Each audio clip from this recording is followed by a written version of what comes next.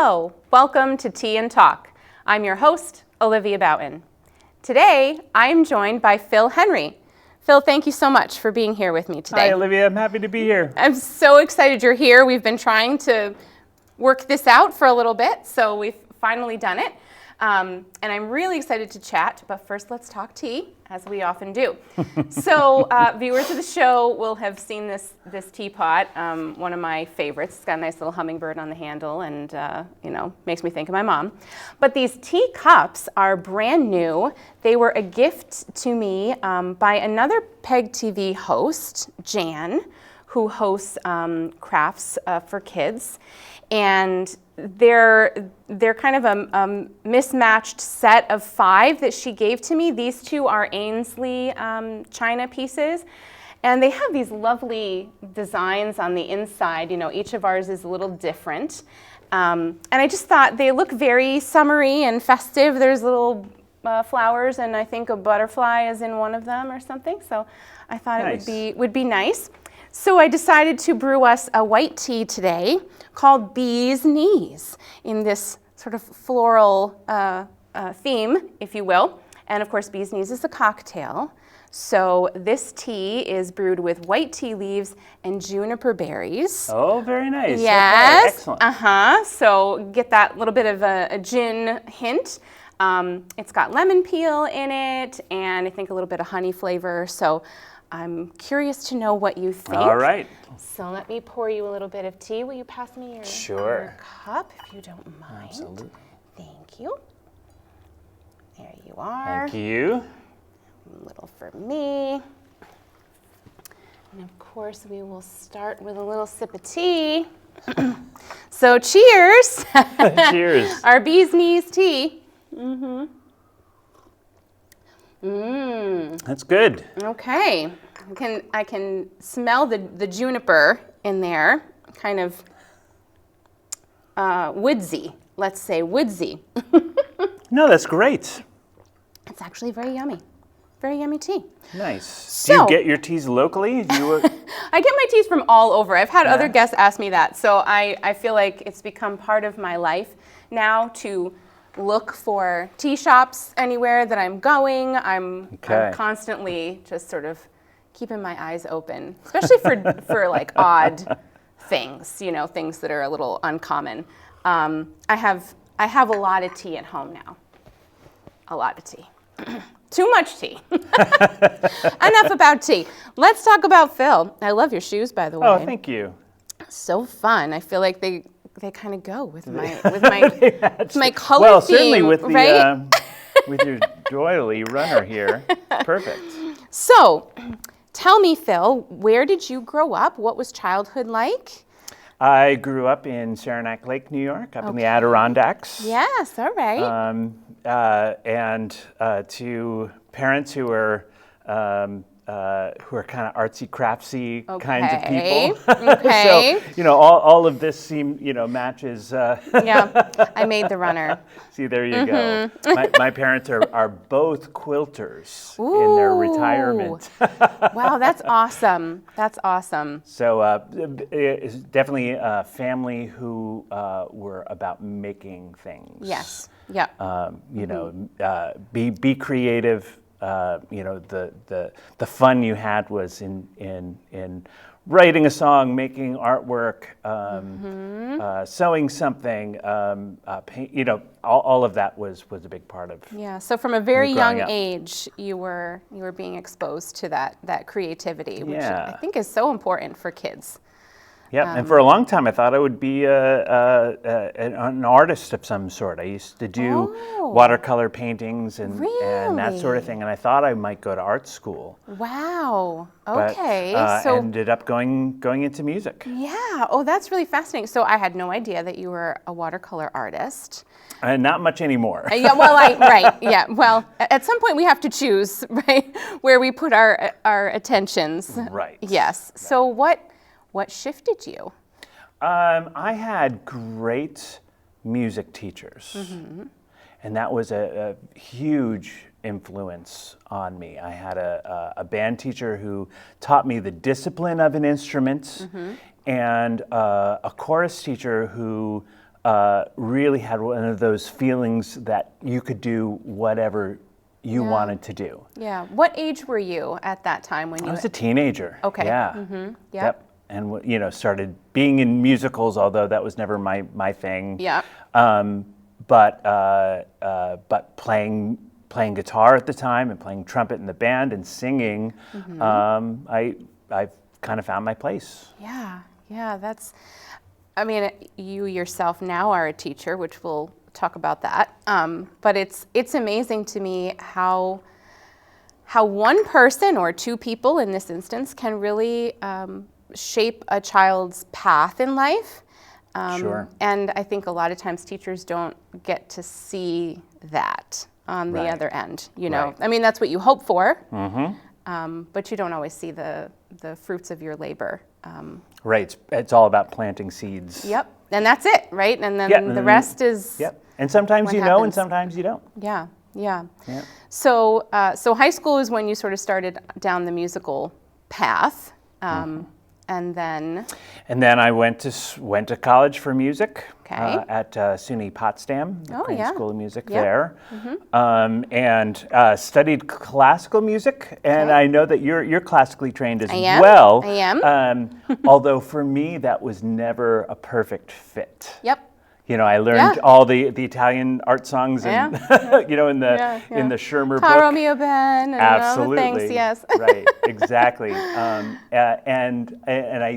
I did all of that stuff and really fine choral music, which I really loved.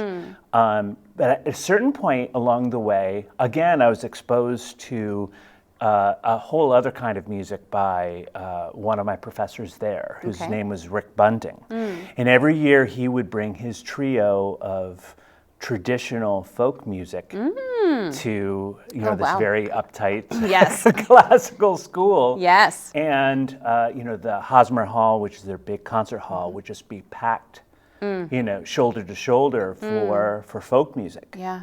And that was huge. Yeah. Because I liked that music, and this gave me the license to say, well, this is worthwhile too. And maybe this is a question you don't have an answer to, but what do you think made people come out for the folk concert versus other things? Yeah, there's in classical music, there is very often that fourth wall. Yeah, just like in theater. It's very, very formal. Yes. You are trained to look above the heads of the people in the audience. Correct. Stay very still. Correct. So that your breathing can be great, and there's a little bit of a disconnect there. And folk music is the complete opposite of that. It is about the connection between the performer and the audience. There is no separation. Right. The audience should be singing with you. Right. You should be talking to the audience and hearing the audience and responding to the audience, and that really appealed to me. And obviously to other people as well, right? When you're talking about, For sure, about the popularity of that. Yeah. So that made you want to go in a different direction, sounds like. What kind of majors were available at the time that you were at SUNY Potsdam? Fewer than there are now. Yeah. And I knew that I wanted to go into education because I had great experience as a camp counselor and loved working with kids at all levels, from teenagers down to really little kids. So it was kind of a combination of those things. Okay. My mom was his teacher, so that was a career path that seemed very attainable. And when you had someone modeling for you what it looked like. For sure. And also the combination that my mom really, the one thing she would always say is, I want you to be in your life useful. So make some money, but you should also be useful. The arts is a tricky thing to approach, right? Are we? Is it a service for others, right? Or is it all about? Well, and about me. And depending on who you ask, you'll get very different answers to that question. But I love that idea from your mom that, you know, you should make yourself useful. And that does not have to mean that you make a lot of money, right? Or that you do a lot of grand and wonderful big things.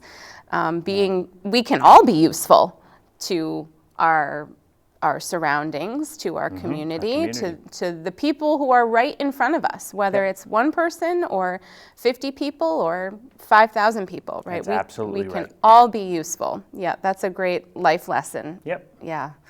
So there basically at the time at Potsdam in music, it was either the performance track, which was very classical, of course. Yeah. Exclusively, Yes. or jazz. Yes, right, okay. But even the jazz students We're within a very... You had to do, it had to be classical and jazz. Jazz was just kind of off to the side. It was kind of like, you know, the fun thing you do, but really, yeah. Exactly. Or it was music education.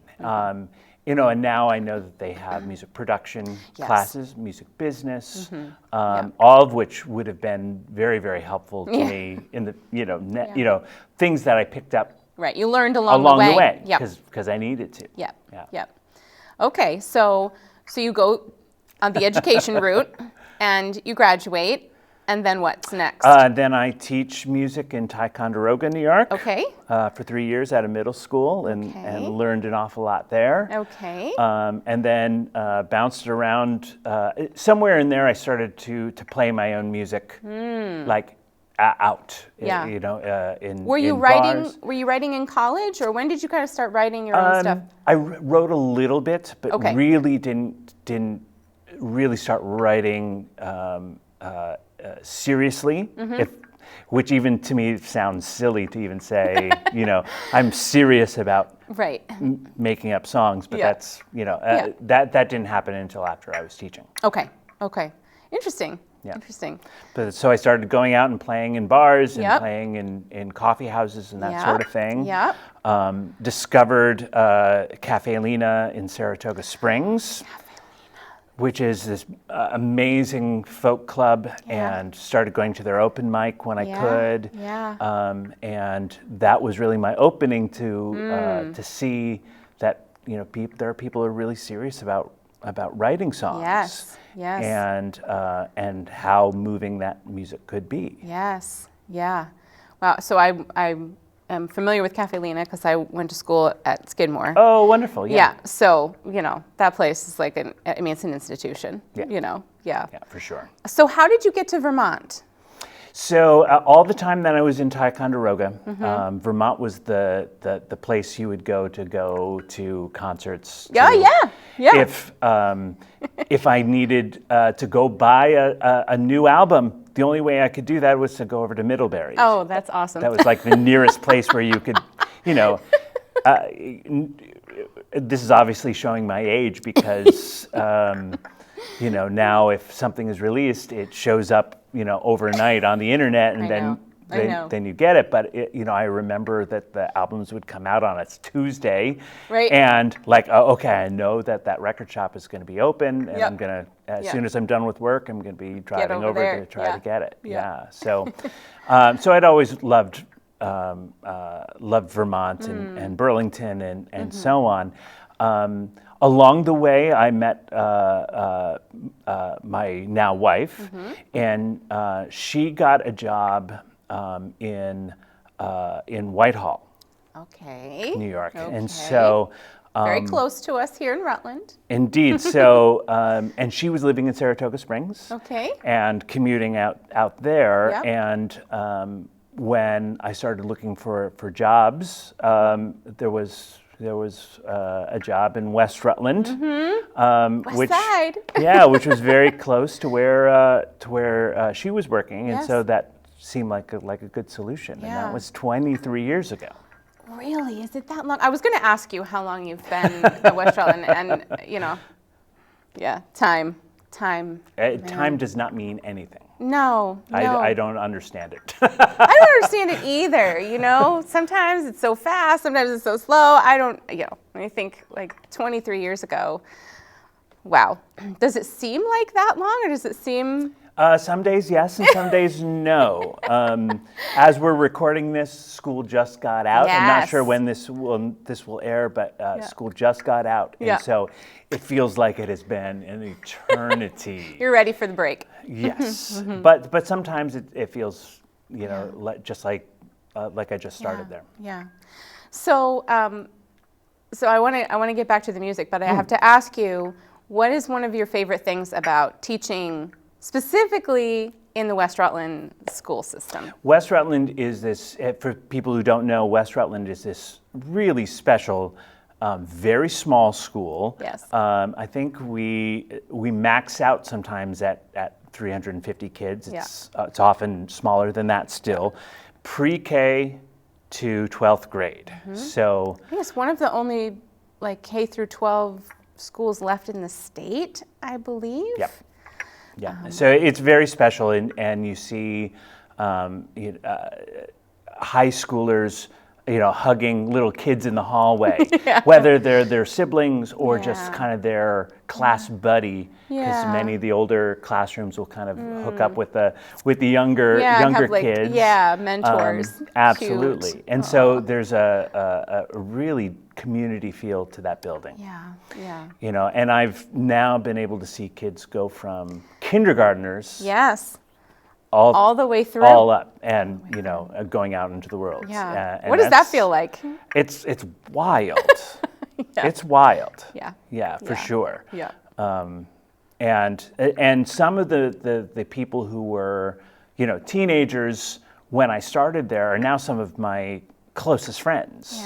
And we talked before about one of your prior guests, Nick Grandchamp. Yes. And Nick is absolutely one of my dearest friends. And we make music together. And what could be better than that to forge those relationships through music and that's really special to have that. I'm fortunate to have that with my high school music teacher, Dr. Gold, who is 93 now and still composing, playing, subbing at the high school. Subbing at 93, did you say? Oh, I said 93. You heard me right.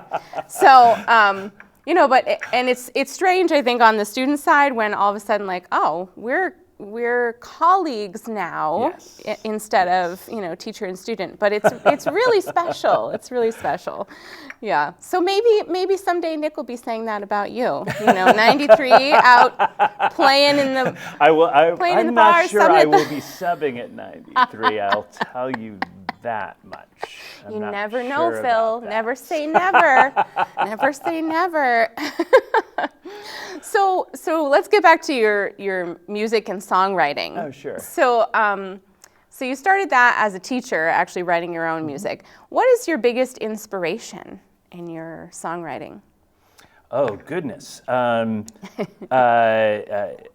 inspired by all kinds of things all the time. And actually, the very act of creativity is the thing that just blows my mind, which is that you can sit down with your guitar and just be strumming. You can just have a random thought. You can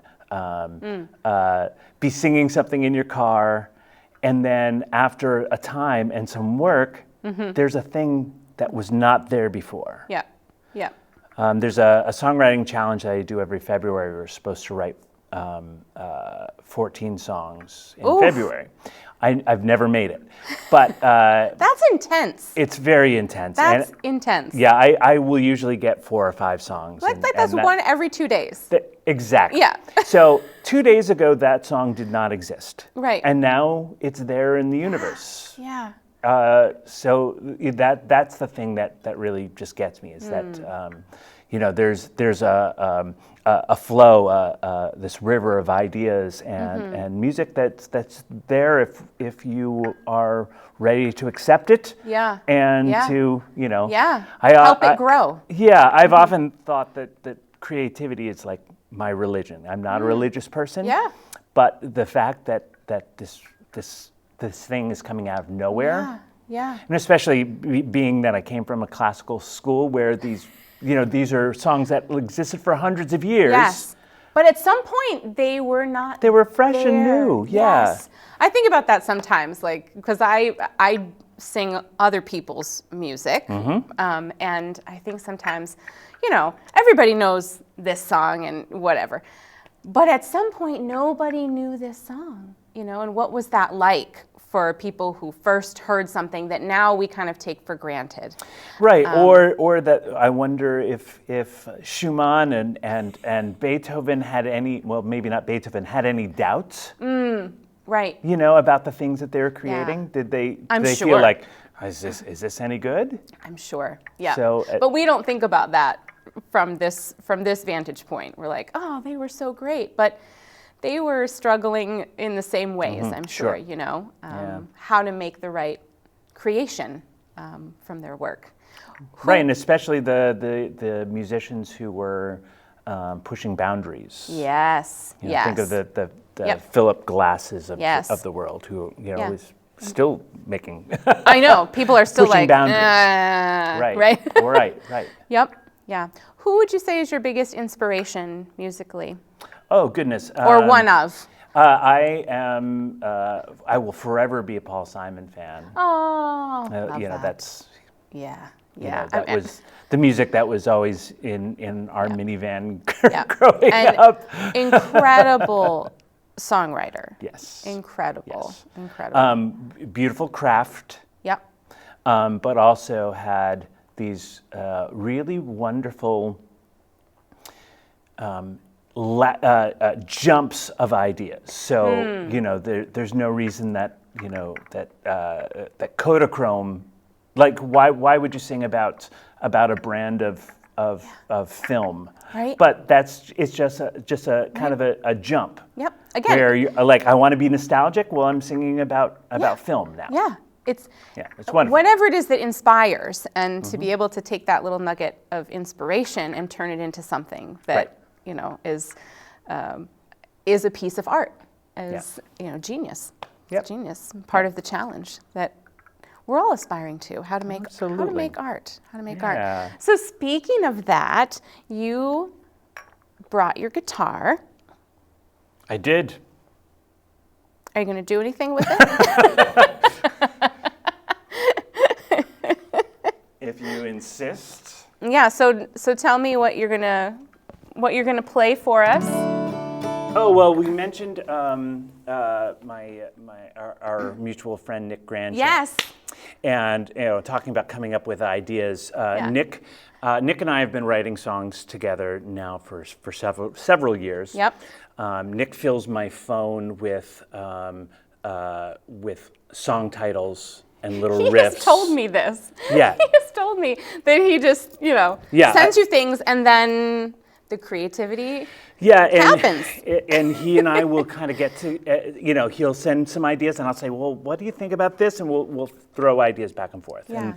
And this is a song, he said that there really should be a song about the 10 of 9 alarm in Rutland. Yes. And so, he sent me a few lines about riding bikes in the summertime and the alarm going off to call you back home. Yeah. And at the time, I was reading about the Berwick fire, downtown, Yep. And so I was thinking about firefighters, and of course the alarm on the building, and so it became the song called 10 of 9. 10 of 9. Okay.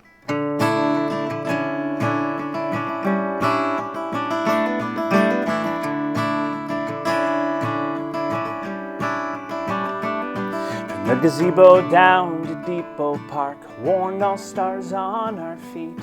We were young and dumb and free as we could be. We went kicking cans and making plans, 2 kids loose on West Street. as the summer stretched out far as we could see. Throwing rocks at passing trains, wishing we could hop aboard and fly away. But these huffies would have to do, blood brothers, me and you, riding on till we hear the 10 of 9. It's 10 of 9 when you hear the fire station whistle blow. It's time, goodbye, I gotta go.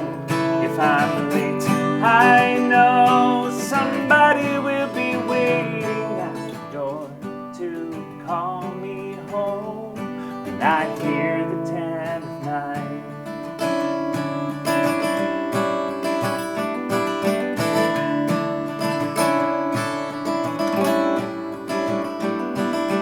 Caps and gowns and broken crowns, we grew up bright and brave, though I long since packed my chucks and ran away.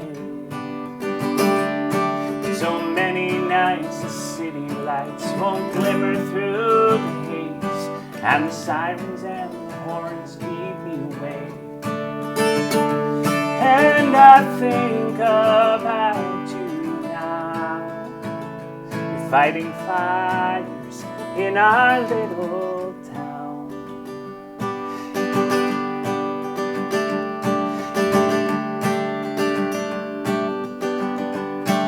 There's that old familiar side, I think it's only in my mind, but tonight I can hear the 10 of 9. It's 10 of 9 when you hear the fire station whistle blow. It's time, goodbye, I gotta go.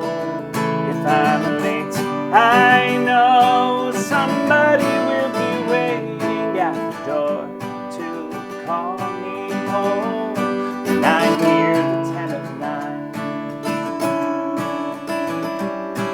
We hear the 10 of 9.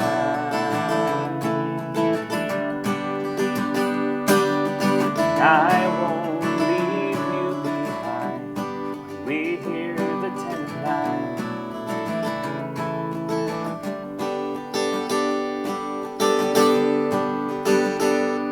And now the flag is flying high over ladder number 5, and the whole brigade is dressed up in their best.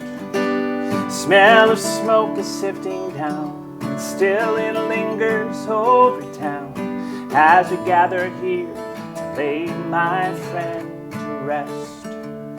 Now the captain stands to say, when the call comes, will you run or will you stay? And then the fire whistle blows, so sad and sweet and low, and I cry when I hear the 10 of 9. It's 10 of 9 when you hear the fire station whistle blow. It's time, goodbye, I gotta go.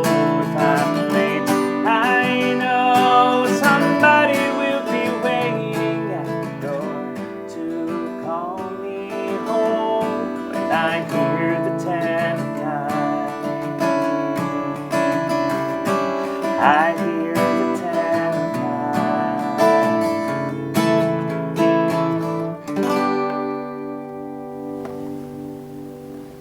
Beautiful. Thank you. That's awesome. I only forgot the words in the middle, just one little moment, so that little, no, he's not having a medical issue. You know, just couldn't remember in the moment. yeah, so for folks out there, we've all been there. We've all been there. I feel you, but that was beautiful. That was really beautiful. Thank you. How long have you had this guitar? This is a new guitar for me. Oh, okay. I have a great friend who's a luthier in Chester, or near Chester, Vermont, and Okay. the body. This was a gift for myself for my 50th birthday. Aw, nice. The body comes from an old Gibson Classical, and then everything else is new. That's awesome. This That's gentleman awesome. takes old guitars and kind of gives them a new life. Beautiful, beautiful. Yeah. Well, it sounded great. Oh, thank you. And thank you so much for being on, sharing your music with us, sharing your music with all of Rutland County and beyond, and for sharing your inspiration with younger people who are coming up and My pleasure. helping to give them an opportunity and a path forward. So thank you. Well, thank you, and thank you for the lovely tea. You're welcome. And thanks to all of you for watching. I'll see you next time on Tea and Talk.